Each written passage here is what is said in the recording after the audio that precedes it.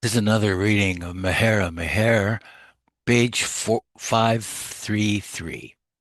I was very shy, Mehera herself admitted, but I've come out now.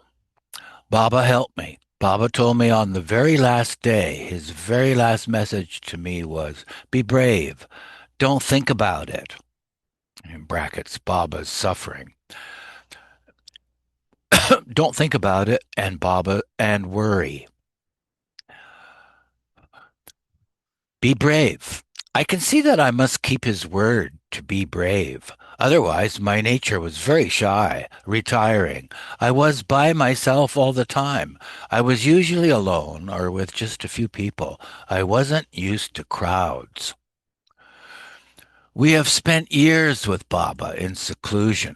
The last 2 years, while Baba was in the body at Meherazad, were very quiet, no darshans or programs. We too were not seeing people. I am not used to talking to many visitors. Baba has brought me out, perhaps for the sake of his lovers. Baba loves you all so much that he wants me to talk to you. Baba gives me the strength to do it. Baba says, talk to my lovers. I ask Baba, why am I living without you? And I get the answer, I have to be here. And in parentheses, to talk with you all. Maharu observed, this period after Baba dropped his body was another new life that Mehera had to face, a life that for her was the most difficult of all. But her desire even then to obey Baba and to please him was what helped her to hold on to life and sanity and to survive, nay, to fulfill with glowing colors this last role that Baba asked of her. In this new phase, our daily lives were greatly changed. What a cloistered life we had lived with Baba. How great was the challenge we had to face. Not to be living in the physical proximity of our beloved, but to be talking of those days. Where the focus of people had been on Baba, it turned now to his mandali, to hear them talk and tell of his human ways.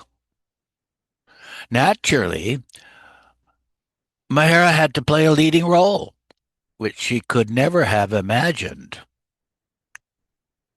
When pilgrims began to come to Meherazad, at first a few and then larger groups, she felt she had to receive them.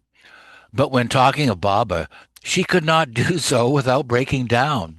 Try as she did, the tears could not be stemmed whenever she mentioned Baba's name.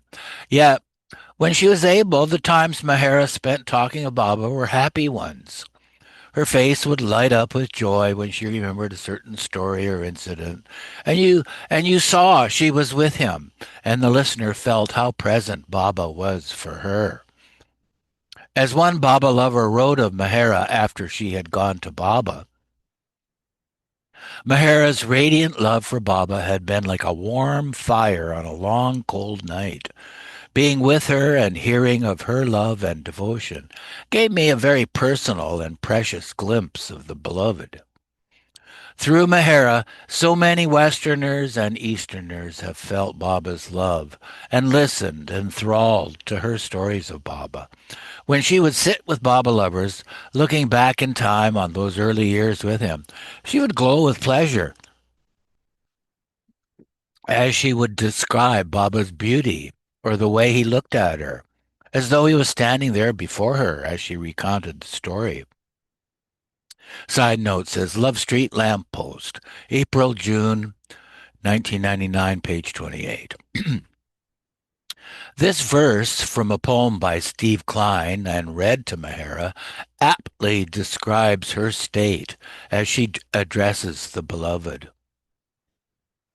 Now that you are no longer here, I recall phrases from our conversation and recite it as poetry. Side note says Steve Klein, Praise in Complaint, Australia, Mir Baba Foundation, 1978, page 77. At times, Mehera actually enjoyed meeting visitors on her veranda.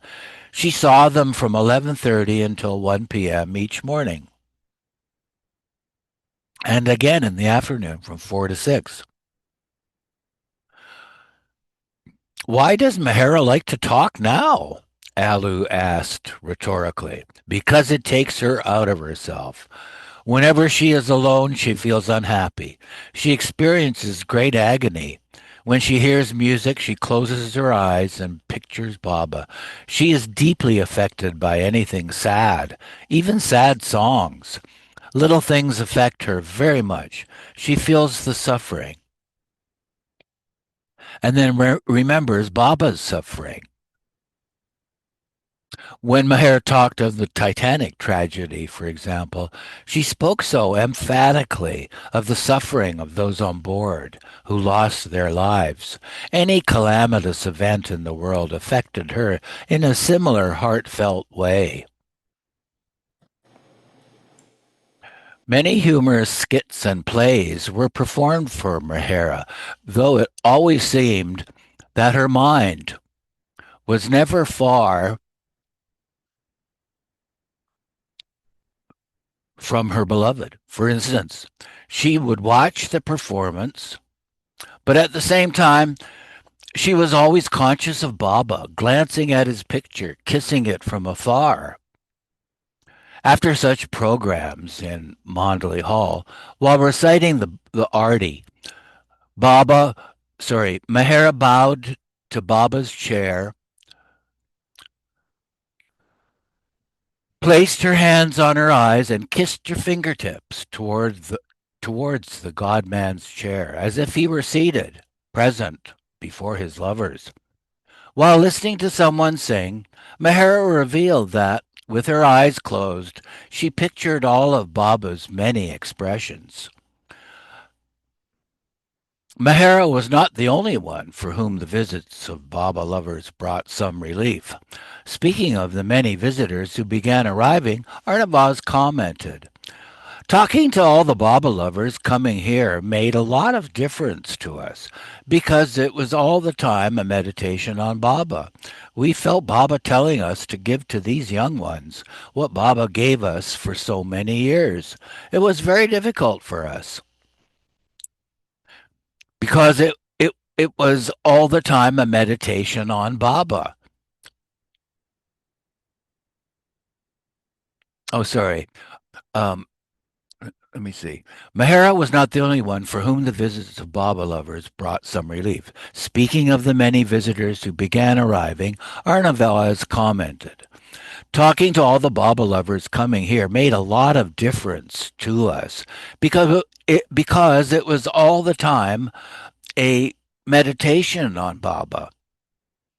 That's quite different from what I read earlier. We felt Baba telling us to give to these young ones what Baba gave us for so many years. It was very difficult for us. Oh no, I was right the first time. Because we were not in the habit of talking, telling stories. We were not used to talking of Baba to others. We started. We were very shy in the beginning, in the sense that it was something quite new, a new role for us. Baba very gently pushed us more and more into it. Mani characterized those who came as Baba's young crop of lovers, There whose was number spreads more and more, like fresh blossoms in the field of his love. there was a side note up there. Oh no, I read it already. Thanks. Oh, thank you. Said Mani.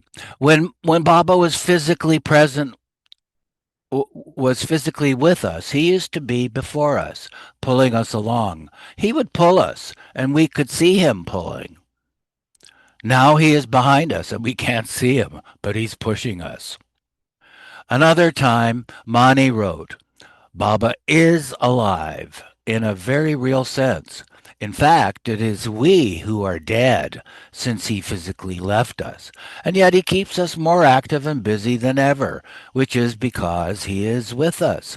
We see more and more of his lovely young family who missed seeing him in person, and in their love for Baba, they bring more of him to us.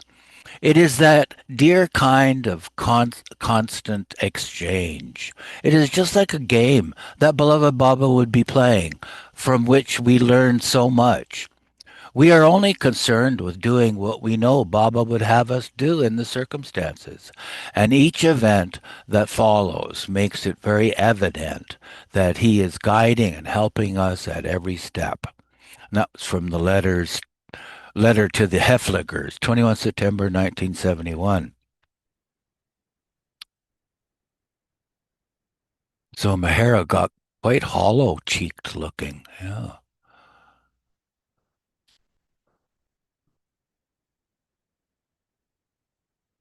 But I guess we all age. First Amirtithi, Meherabad, 31 January 1970. That was her grief. She was really in grief. She hardly ate, hardly slept. This is when she looks better, of course.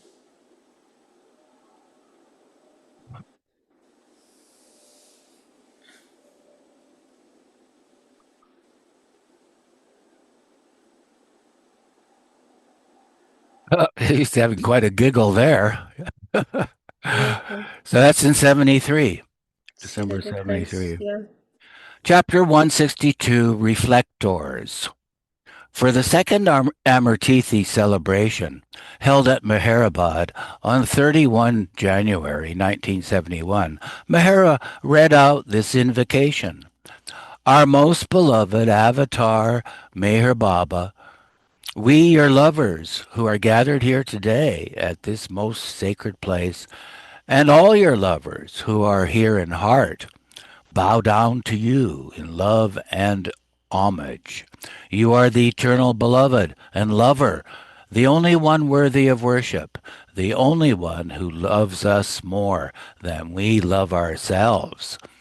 In order that we may seek to know you as you really are, you wore the garment of illusion and lived among us and suffered our ignorance. Now you have removed the garment, and our eyes cannot see you. But the light of your love shines brighter than ever in our hearts to reveal your glory. We miss your beautiful form, the gentle touch of your slender hands, the sparkle of humor in your radiant eyes, your countless loving ways that bind us to you forever. But your presence is with us every moment, for we feel the strength of your arms around us, sustaining us to live as you want us to live. We are yours, beloved. Let your pleasure be our treasure. Let your will be our way. Make us worthy of your great love for us. Grant us your grace that we may love you as you ought to be loved. During the 1970s and 80s, Mehera continued to meet visitors on her veranda, answering their questions and talking about the only thing that really interested her. Mayor Baba's life, his love, and how we can love and obey him more perfectly. In their ignorance, many Westerners who came to Meherazad were curious about our physical relationship between about any physical relationship between Mehera and Baba. Mehera commented in no uncertain terms, know this. Baba never had an affair with me. Please don't have this wrong idea. His love was very, very beautiful. You have no idea. No, his love was perfect, though we were not perfect to love him as he ought to be loved. But all my love was only for Baba. And she's crying there. I love Baba very dearly, and in brackets, and chastely. But I never felt that love was enough, that love was enough. Someone asked, how can we awaken love within ourselves? Mehera replied, that you cannot do yourself. Baba will do it for you. He will touch your heart. Gradually, more and more, you will feel Baba's love when the time is right. Otherwise, you do love Baba because you love him. You ask this question. You already love Baba, but you want to love him more. That will come naturally. Someone asked whether it was all right to get married. Mehera answered, Baba does not object to anyone getting married. After marriage, one's love for Baba is not less. Love is always there for Baba. In fact, it will be more, as one can feel Baba more in one's life.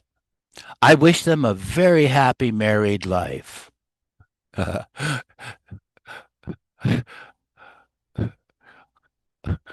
I just read a comment. No, I'll tell you later. It is very easy to sin in this age of Kali Yuga. But Baba had said that those who love God and who do not sin now are doubly blessed because it is so difficult now.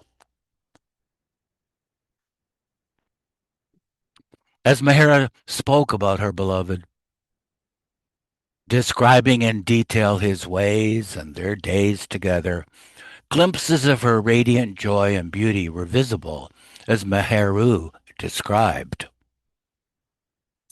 Heather Nadell, one of the Western residents at Meherabad, also commented on this. While I knew that living without Baba's physical presence was hard for Mehera, unbelievably so at first, in the years we knew her, we often saw her light-hearted and happy. I asked Meheru about it, and she said Baba would never let Mehera remain unhappy. And then I felt good again, knowing that Baba did lighten her grief and give her a feeling of his being with her in the later years. For the most part, Mehera kept her pain of separation hidden, yet occasionally it slipped out. One young woman was entertaining her one day with a monkey puppet, who, she said, had come to see Baba. Mehera's sad response was, where is Baba? In 1968, Baba had put his forefingers together and told Mehera, you and I will always be together. Mehera still wondered what he had meant by this. How could they be together now? Said Mehera, I should have asked Baba, what do you mean? Now I feel I should have asked him to say more or explain what he meant to me. I think of Baba, know that he is with me. His love is around us. That is why we are living, and we can talk and laugh. The fragrance of his love is still around us. But at times I don't feel him with me. I was happy when Baba said this to me, but what about now? I can't even see Baba. Why did Baba say this? Always together. I think I don't see him, but he must be present. That's why we feel like talking. Baba had told Mehera something else in 1968 that she did not understand. He said that he would live to be 90, and she would live until she was 80. Now Mehera stated, I don't care if I am 80 or 90. I'm just waiting until Baba calls me so that I can be with him. I was at the right age to be with him physically, and that is what makes me happy. I don't care now how old I am. I've seen and heard Baba sing and talk, so that treasure I have in my mind and heart. Baba's beauty, how lovely he was in his younger days, his love. He is in my eyes. Nobody is more beautiful than Baba. Nobody. So that is the real thing to treasure. I don't care about being old. So many births we have to take till we are united with God, till that love comes, till that real desire and yearning, just one pointed thoughts about God, like the musts. All the time, God, love for God. To love Baba is enough. You don't have to understand Baba. Though we were ignorant, Baba did not mind. He did not want very intellectual people around him. As Baba says, just keep loving me. I'll see to everything. Just leave it to Baba. You have to be patient. Loving God is the real thing. We do love him now because God has taken human form. So you are very fortunate to love him. Love is the greatest power on earth. That is why you all are here. Only Baba can touch your heart with more love. Mani elaborated on this theme. Baba doesn't need perfection. He has that. He is that. What he needs from his disciples, lovers, is all of you. When you give yourself to him, he uses everything. When we came to him, we were empty. We did not have the desire of what we would gain from him or what we would be able to do for him. No, it was just that we wanted to be with him. Mehera added, make God your companion so that when you drop your body, he should be near you and take you in his arms. It is so beautiful to be in Baba's arms. We strive for that, each one of us. We all love Baba. Each heart is loving Baba, making Baba happy. So Baba is amongst us, feeling happy. Sometimes I tell Mani, I wish I were many years older than Baba. I would have dropped the body before him. Mani says, no, this is how Baba wants it to be. For what would I want to be young now? I want to go to Baba. I don't care how old or young I am. To love Baba and to love him more and be with him forever. That is what is important. At least we are not afraid to die. At least we are not afraid to die because we know Baba is there and will be with him. We will be with him. Mehera once spoke about herself reincarnating. There are some who say that I won't come back in another body.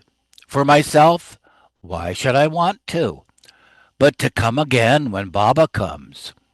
Yes, it is nice to serve him, to sweep his floor, wash his clothes, cook for him. Anyone would want to do that. There are now so many Baba lovers who would want to do that. Baba will have to be on his toes to give each one work to do when he is physically present again. Meheru quipped, Baba is quite capable of keeping everyone busy. Mehera continued, I know that next time, if I have to come back, I will be born as a woman. But Mani and everyone tell me that Baba won't let me be born again. I say, no, I want to come again with Baba. When Baba takes physical form, I would like to come and serve him, obey him, and make him happy. See his beautiful eyes shining with pleasure and happiness. It is so beautiful. To see his pictures is one thing, but to see him alive is very beautiful. Mehera began weeping. In the daytime, it's all right. I see all of the Baba lovers, talk to them of Baba, listen to songs. But at night, when I think deeply of Baba, how much he suffered, I miss him. Sometimes I shed tears. Baba's love is divine love, and of course he loved me very, very dearly, more than anyone else. He took great care, paid more attention to me in everything. In 1970 and 71, there were many things, signs and hints. I felt of how Baba would like us to live, to carry on, to be cheerful. But the cheerfulness gets lost when I am alone. thinking of Baba late at night. All these memories come back to me at night. When I think of Baba, I live in that memory of Baba. What we have to go through, we must pass through this time also. Baba doesn't take it, the sanskaras, away, but he is there to give you a helping hand to go through it. He makes the burden light. Baba himself set an example for us. His nature was so beautiful, always cheerful. It is very difficult to smile when you don't feel like smiling. Let me just read that first sentence again. It's very profound. What we have to go through, we must pass through this time also. Baba doesn't take the sanskaras away, but he is there to give you a helping hand to go through them. He makes the burden light. Many times and over the years, Baba declared that the whole world would come to him, and Meheru believed his manifestation was imminent. After Baba dropped his body, said Alu, Mehera firmly believed that Baba would come out, that he would manifest, resurrect, whatever, and thousands would flock to him and fall at his feet. She was adamant for some time that Baba would. Mani was afraid that Mehera was correct. We were totally unaware that this last darshan was going to happen at Guru Prasad. All we, all we do realize now is that when we sat at Guru Prasad in 1969, it was just the starting point from which all these more visitors is coming out.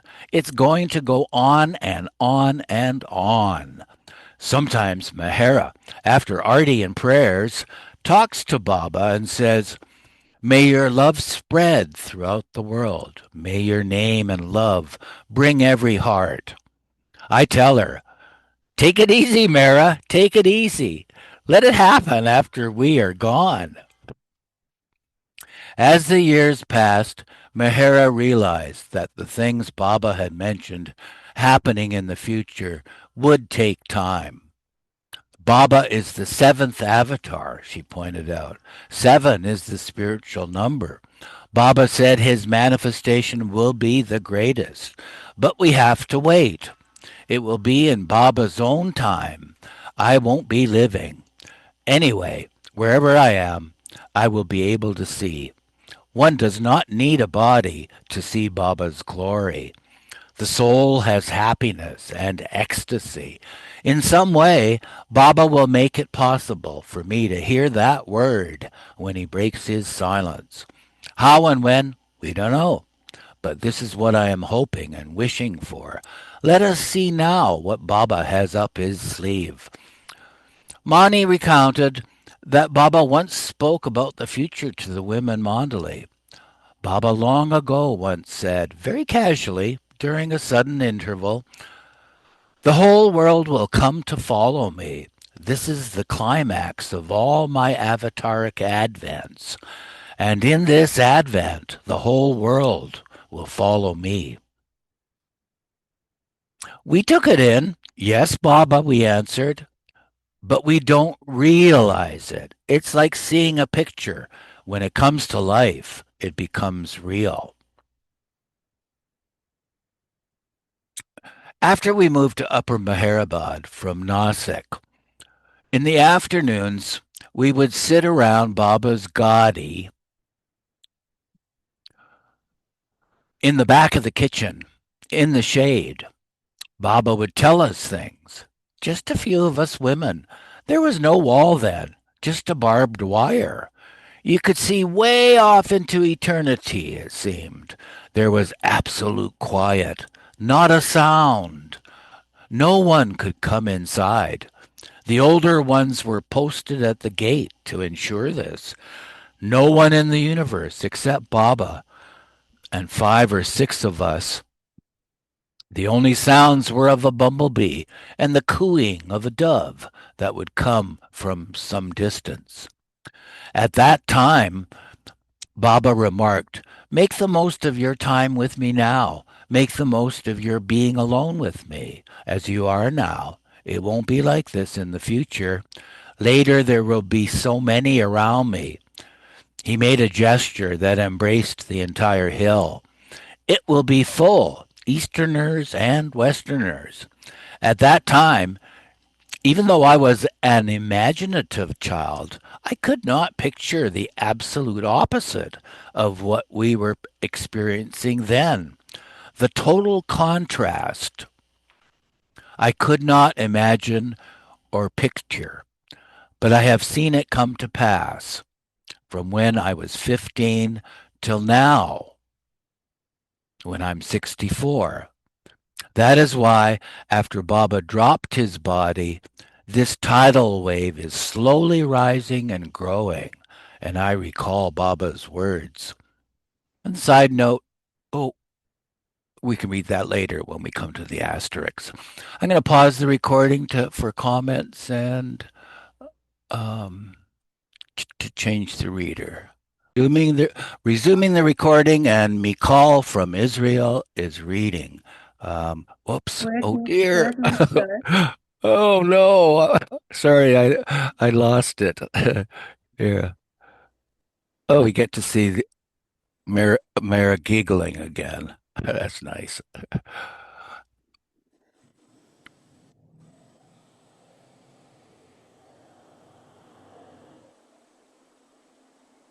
Dunno.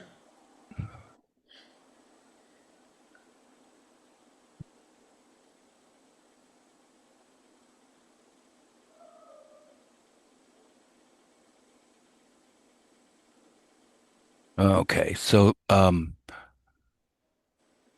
it would be here, Mikal, according to Mani. Okay, thank you.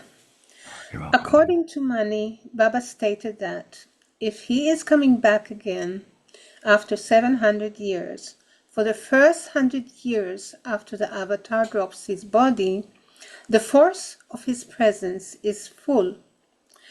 If he is coming back after 1,400 years, then the force is full for 200 years.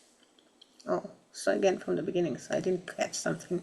According to Mani, Baba stated that if he is coming again after 700 years, then for the first 100 years after the avatar drops his body, the force of his presence is full. If he is coming back after 1,400 years, then the force is full for 200 years. Mani continued observing that everything Baba said would come true. One day, when Baba promised someone something, I smiled. Baba sometimes said he would do things and then did not do them, like when he said he was going to break his silence and hadn't broken his silence, according to us. Baba saw me smile. He wasn't looking at me when I was smiling, but he turned around and saw me smile. He said, "I am the only one who never breaks a promise. I am the only one who fulfills all promises." It was a very serious feeling that came over me when Baba said that. Should I read the side note? I No, think it's we get to it when we get to an further on. asterisk. Yeah, Yeah. okay. Although I was being humorous and laughing smugly inside, "I know Baba. I've been with him all this time." When he turned around and said that, I realized that whatever he has said must come to pass, must rectify, must happen, but not in our time, not according to our vision, not according to our terms or time, but it has to. What we see now is of what he had said when I was 15. What he said later will also come to pass. Many persons came to meet the Mandali who were not Baba lovers and had a difficult time accepting Baba as the avatar. To one such elderly American couple, Mehera said, "If we pray to God sincerely with all our hearts, just for a few minutes, this is better than hours of repetition from the lips." Sorry. All we can give God is our love. This is all he wants, because God is love. Now the asterisk on the side note, you have to scroll down. It's a big one. Mani. So Mani says, there are many followers of Baba who observe the tenets of their own religion. Baba never tells them to give up their religion, but awakens them to realize in time the deep core that lies beneath the layers of religious dogma. For if Baba has any religion, if Baba has any religion to give, it is first and last love. That is the universal religion.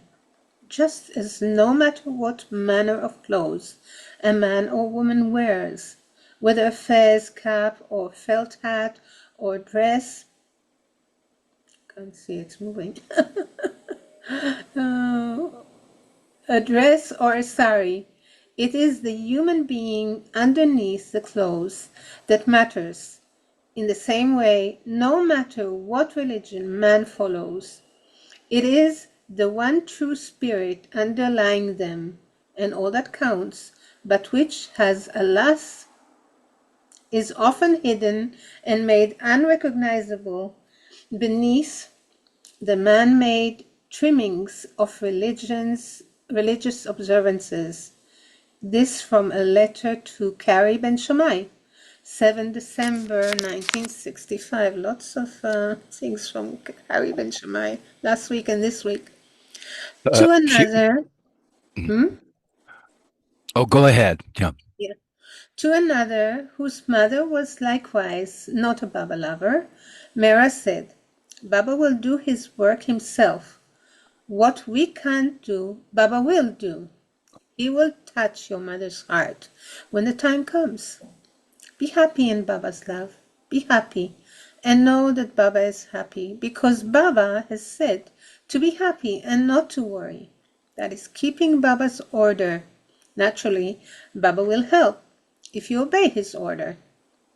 Aloba once gave a simile of a typewriter to illustrate how different people love different avatars. There is only one God. As the different keys of the typewriter all strike in one central point, so all love is for God, no matter which avatar one worships. Adi Senior said, yet I can go to the ocean, who is God, but I can't drink the water. It has to be channeled, purified, brought into my house before I can drink it. In the same way, you say God is everywhere. But what's the good to me? The question is, how can I get him? I can't drink the whole ocean. It is only the avatar that is channelized God for me, the link to the ocean. Apart from anything spiritual, Adi concluded, if you take Meher Baba as an ordinary man, he was unsurpassed in generosity and in love.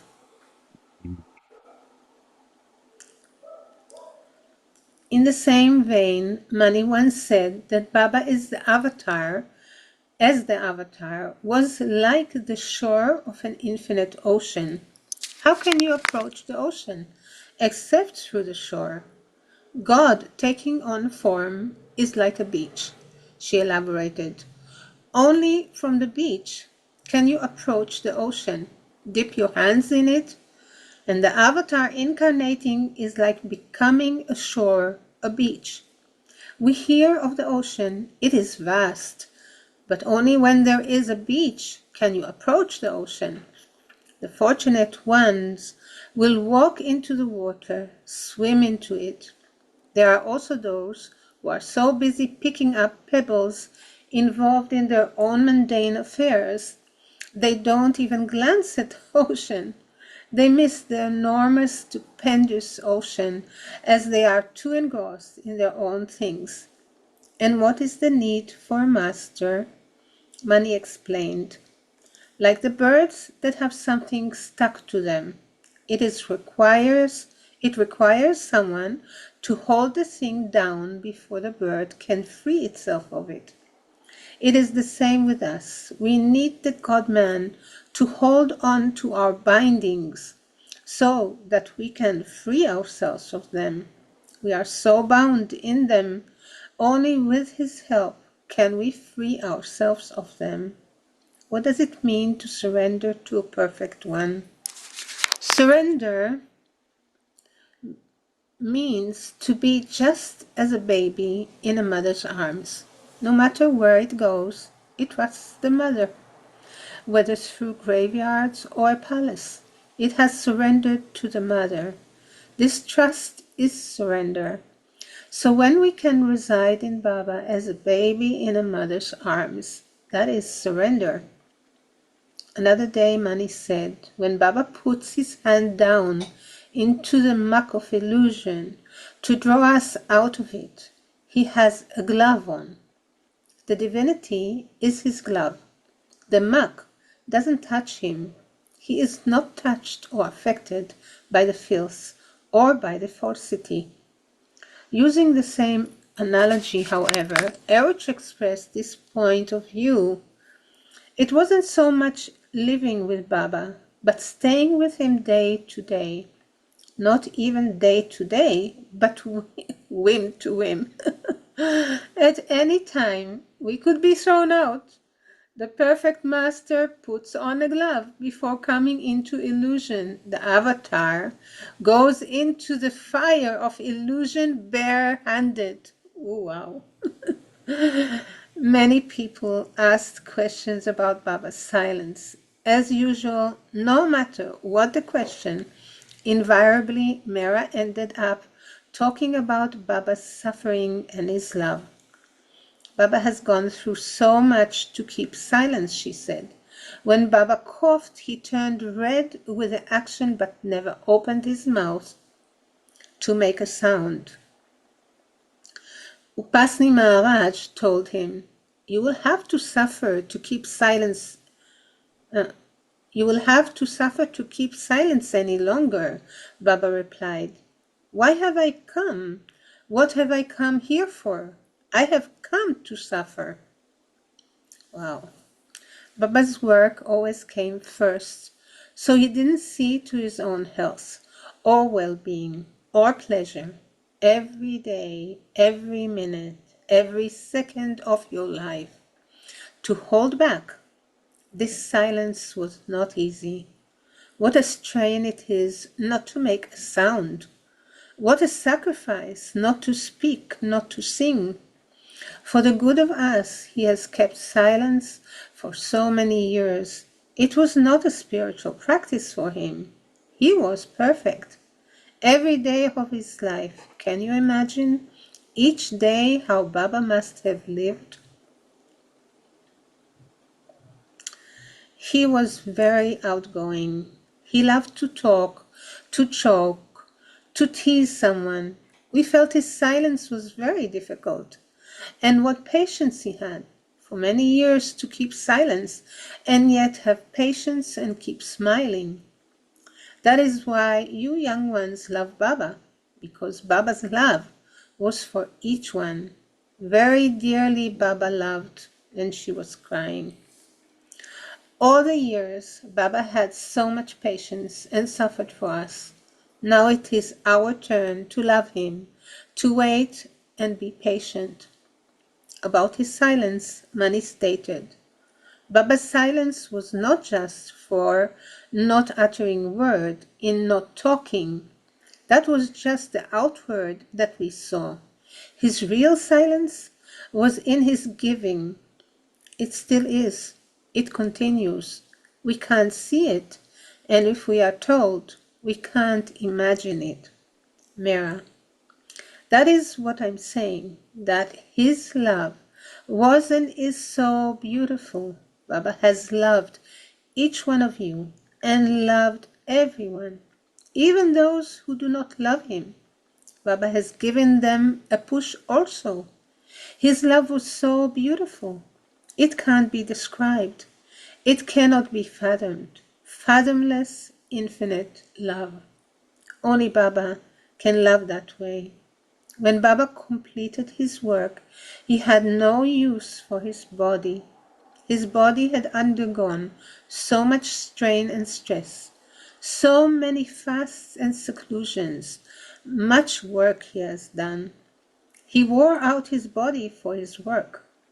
Baba is so beautiful, and even more beautiful in his God state. One day we will all meet him there. Nalvai.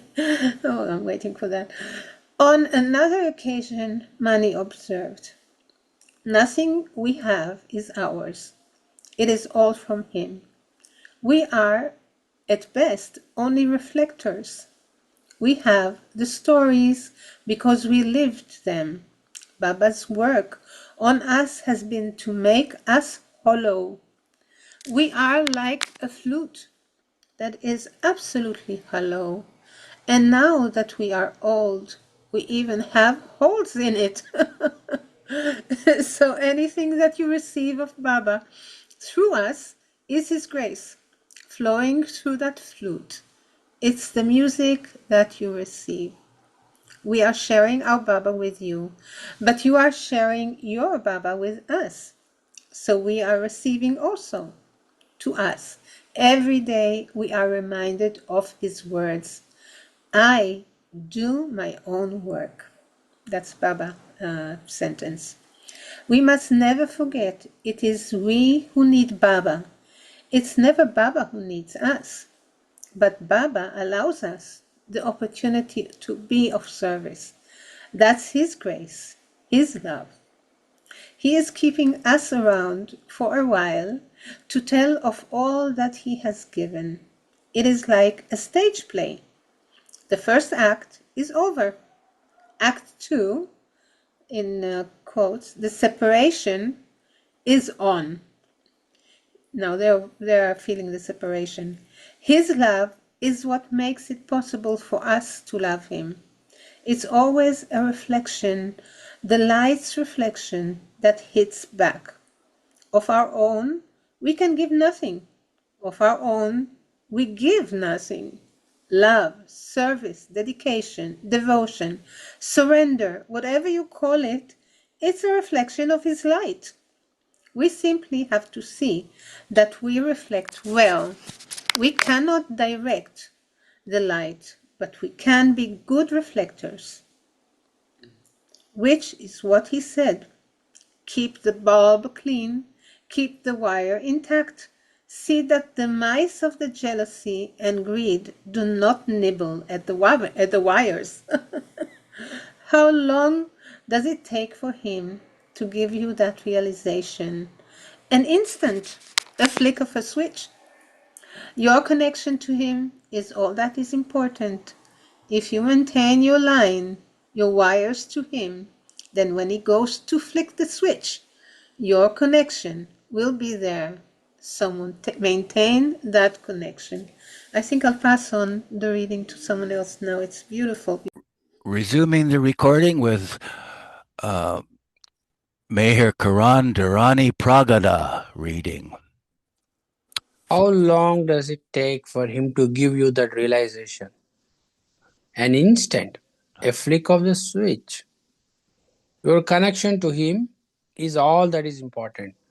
If you maintain your line, your wires to him, then when he goes to flick the switch, your connection will be there. So maintain that connection.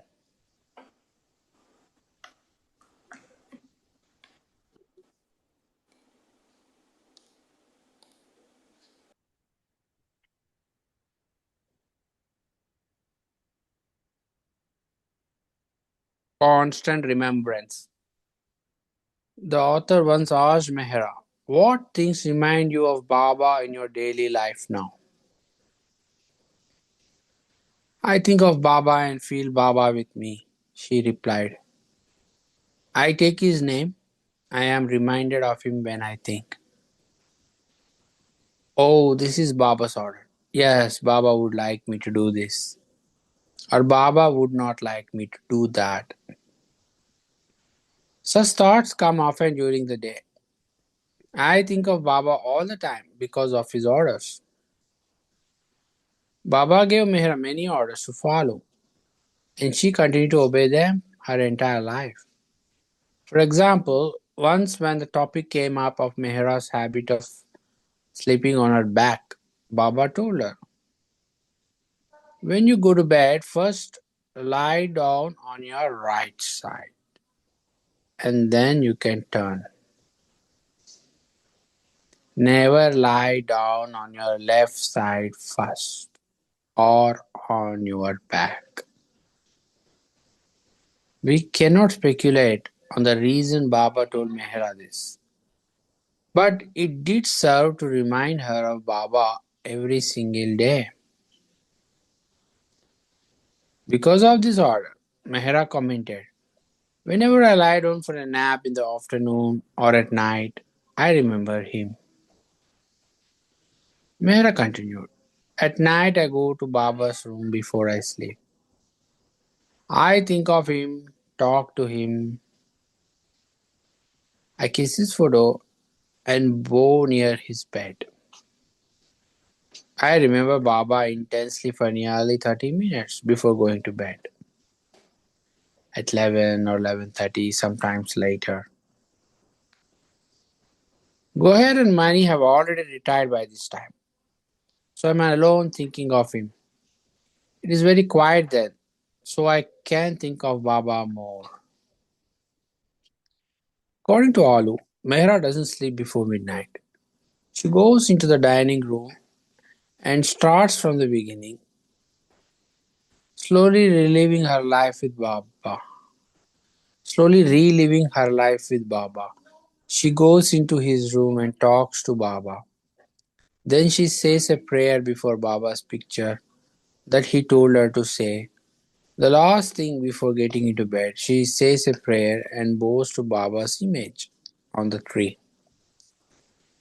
Mehra. In the dining room, I sit remembering how Baba used to sit and stir his tea.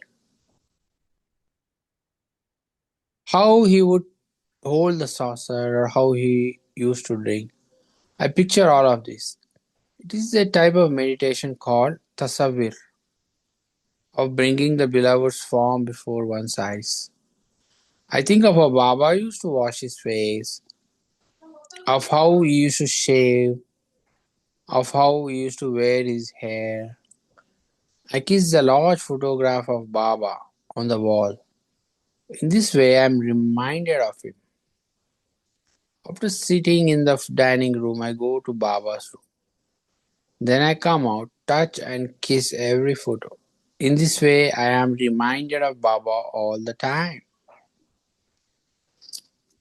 Then, after drinking a glass of water, I go to my room. I have the habit of drinking water before going to bed, as I don't drink after eating supper. Only when Korsha is here, she gives me a glass of water at the table, and I drink a mouthful. Otherwise, I never drink while eating. The window facing Baba's tree is kept open until 11 p.m. I bow to Baba's image on the tree, and then I recite a few lines in Gujarati, which Baba told me to say in front of his photo. Sometimes for 5 to 8 minutes I stand reciting these few lines. Then I touch Baba's illuminated color transparency given by Jack Small in my room and caress the mural of Baba's hand. So my thoughts are on Baba from seeing his photo. When I get into bed, I have to pray a few lines Baba told me. Here also, in the bed, I have Baba's photo, one he signed, and things Baba had touched. While lying down, I again bow to Baba's transparency, history, While lying down, I remember Baba told me to lie down first on the right side. It does not come naturally, but I do it every day. I must get into bed on the right side and then I can turn over. So before falling asleep, I am thinking and praying to Baba. While waking up, also, Baba said I must get up from the right side. I am mostly on my back. Early in the morning, I see Baba's name the first thing. I kiss the picture of Baba I have in the bed with me. And then I remember Baba told me to get up from the right side. So I turn over and get out from the right side of the bed. There is space on that side of the bed also, so it makes sense. I Oh, oh, open. read the side note there because it's apropos of that paragraph. A common superstition in India is that to get out of bed on the left foot brings bad luck all day. Mhm.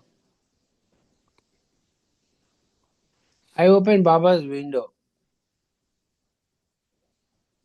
bow again to his image on the tree. Then, of course, the aarti is said in his room. How well Baba knew that I am not an early riser. I might take a little time to get up, and it would be time for aarti. Baba knew the future. What I am getting at is that I am reminded of Baba all the time, and I am remembering him all the time. Kitty Darby visited Meheraza after Baba dropped his body and stayed with the girls once more. She observed, after Baba dropped his body, Mehra gave the orders in the house, saying what she would like to have for meals and when she would like to have them. Of course, we don't eat till she has taken her place. Naturally, the routine of the house is how she would like it, with prayers in the morning, prayers in the evening. Mehru is just the right person to help Mehra because she tries to be attentive. She never argues with her as to how things should be done, and she has that delicate touch and quiet way of doing things. She puts things down gently and quietly, never makes a noise. Mehra never forgets Baba even for a moment. Even today, she reminds the pure being that she is. She never Even today, she remains the pure being she is. She never really grew old. She still has the features of a very young, innocent person. Baba never wanted Mehra to keep anything back from him. She was brought up to say exactly what she felt to him. Sometimes now she will say things unthinkably. Sometimes now she will say things unthinkingly as if there is no room in her thoughts except for Baba. That is her nature now, and the others understand and accept this. We try not to say anything that might in any way hurt Mehra. About her daily routine, Mehra related also. One day, Baba said, don't brush your teeth in a hurry. Do it properly. Don't do it carelessly. Remember to brush them well. Massage the gums. Yes? Baba knew that in the morning sometimes I am in a very great hurry. He knew the future. I have to remember to take 2 more minutes to do it properly. So too, while brushing my teeth and massaging my gums, I would normally want to hurry up because I have to go to Baba's room to clean it, and there is much to be done. The flowers have to be arranged and placed near Baba's photo. Baba's plaque of hair is to be cleaned. Fresh flowers are to be offered at Baba's feet. By that time, Mani, who rises 5 or 10 minutes later than me, and the others are all waiting in the drawing room. They wait for me to call them inside Baba's room for the aarti because I have to finish cleaning as well as offer the flowers. Have Baba's darshan. I say a little prayer also. Then I called them inside, the Aarti said, and they have darshan. Later on, Mehru and I do Baba's room in detail. Before Aarti, I clean certain things and offer flowers. Afterwards, Baba's bed is cleaned. Some Baba lovers were to make an album of Baba songs. They wrote and asked Mani if she had any songs for them. While doing Baba's room, I had a few words in my mind I used to say, and from that a song, in brackets Mehera's song, was written. hmm And there's a side note. Original title Song to the Beloved from his Mehera, written May 1973. Meher Baba, Lord and oh, Meher Baba, Lord and friend, my beloved to the end. You are my heart, my life, my soul. You are my all, my only goal. All day long for you I long. Sing your name and your love song. Though my heart weeps all the while, for your sake I wear a smile. Your dear pleasure is my joy. Mine is not to question why. Meher Baba. I didn't know that is my Mehera's song. Okay. Mani once mentioned how slow and meticulous Mehera was in doing things such as cleaning Baba's room. Mani was usually in a hurry to leave for the office, but she had to wait for Mehera to finish. Should we just continue or wait or pause here for him? Okay, we can pause.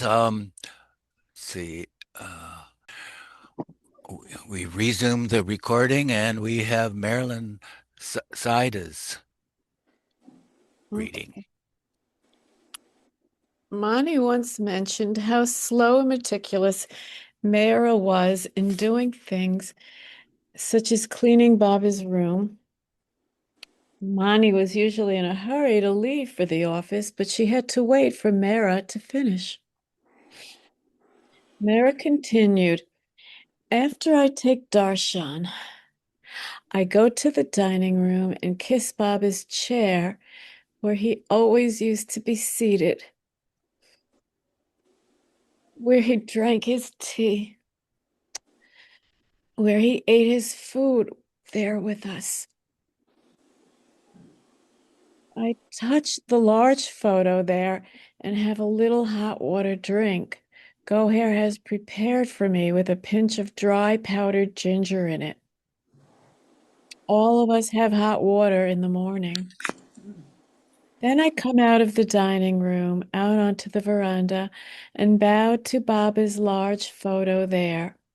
I look out on the garden and picture Baba coming round in the garden from far. I imagine I am running to embrace him. I am filled with such thoughts. I feel Baba is coming inside our house. I, I come inside and kiss Baba's Gadi in the living room where he used to sit. The plaster mold of Baba's hand is there, and I kiss that too. Baba has told me to do exercises also. One day in his bedroom, we were all in a hurry. Baba asked me, have you done your exercises today?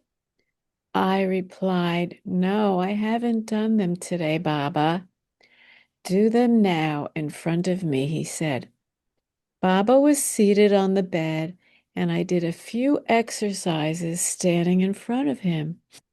So I now take it that it is Baba's order for me to do exercises. Each day before breakfast, when the others are usually waiting to eat in the dining room, I do a few minutes of exercises. After doing the exercises, I go into the dining room. While eating breakfast, I would move Baba's chair into the dining room every morning at lunchtime, also. Every morning and at lunchtime, also. I would dust the cushion and put it back again so that now it is ready for Baba. After dusting the cushion on Baba's chair, I ask Baba to eat with us and I say, Jai Baba to everyone. They say Jai Baba to me, and then we have our meal. At breakfast, I must have butter. There are, there are days, mostly in the summer, when I don't feel hungry, or if Mera had a big dinner the night before. This is a big problem with me, but Baba has told me to eat butter. Remember to eat butter, he often told me. So I used to do it in Baba's time and still do. You see the butter on the table, not yellow butter, but homemade, white butter from cream, and say, Baba, I don't like to eat butter in the morning, but because you told me to eat it, I must eat it. Baba has told me to do things that I don't like to do. Baba said, Baba said not to wash clothes, not to do this or that. So many things you like to do, you can't. And what you don't like to do, you must do. Monty serves the butter on my plate, and I put it on my toast and take a little jam, and then dip my toast into my tea. Sometimes I like a little cream on a chapati. Afterwards, if there is a greasy feeling in my mouth, I chew a tiny bit of ginger to clean my mouth. One day, when Baba was seated at the dining table, he turned to me and spelled Baba. You must say Baba. I asked him, should I repeat it all day long? Should I take your name all day? Not all day, he said. So I don't know what he meant. I take it as many times as I can, mostly at certain times, such as before I eat. While eating, I tell him, Baba, eat with me. I'm eating such and such. Baba, you used to like this. Come and have it with me. My mind works like this. We must think of him more and more. We see something in the world and we get involved.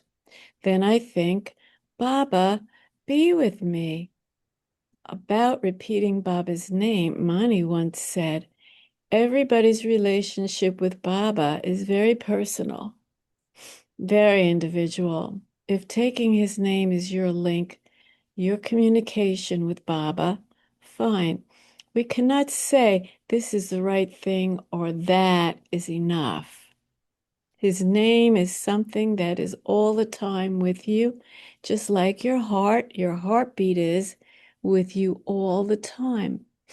Remember him, remembering him does not need a special time or place. You could be washing the dishes or you could be cooking, washing the clothes. It doesn't matter. He is with you. He is with you all the time. It is for us to be with him. Mera said, you must repeat his name. It is essential to repeat his name because God's name should be on your lips as much as possible. When you are doing anything, you must feel that Baba, you are with me. Wherever you are, you must feel his companionship. You must make him your companion. See that when you remember Baba, he is very near you. He is there all the time, but your love should be there to remember him. It is only that you can't see him. He can see you and is happy with your love. Whatever amount you love him, even that much makes him happy. Give him more, and it will give him that much more happiness.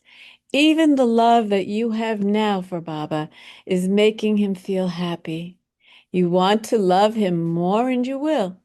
The soil takes its own time to nourish the plant before it can bear fruit. Continuing her account of how she remembers Baba, Mehera said, when you dry yourself after bathing, Baba told me, don't do it carelessly in a hurry, leaving yourself damp. So at that time also, I think of Baba, also while pouring water over herself while bathing. I take Baba's name. I take Baba's name. Orthodox Brahmins have a ceremony of reciting the word uh, Ganga, Ganga, the Ganges River, and then pouring water over themselves. So when I say Baba's name, the water is purer than that of the Ganges. Like this, I go on thinking. I love to eat steaming hot food. I don't like lukewarm rice or lukewarm tea. I like my tea steaming hot. Baba never said anything about drinking tea in this way, but he did tell me once, don't eat your food when it is so hot. It isn't good for the teeth on such hot to chew on such hot foods. I like to put it into my mouth when it is hot, but I wait and silently say, Baba, is it cool enough yet? Baba always gave importance to our health, Mara continued. He constantly admonished us to keep healthy and well. In the afternoon, Baba has told me to take a nap. So I go to my room. Again, I must lie down on my right side first. Before I go to my room, I always go to Baba's room. If there is someone in his room, I go to his gadi or photo. Why did Baba admonish me to have a nap? Because at night I sometimes don't go to bed until 12:30, even 1 o'clock. I lose on my sleep. So more than food, I need sleep. My constitution is that way. Baba used to always tell me every evening when I was leaving his room, sleep well. I know that it is Baba's order. Even during Amrtithi, though we go to bed late and get up early, I lie down for a little while in the afternoon to fulfill Baba's order. I am a sleepyhead by nature.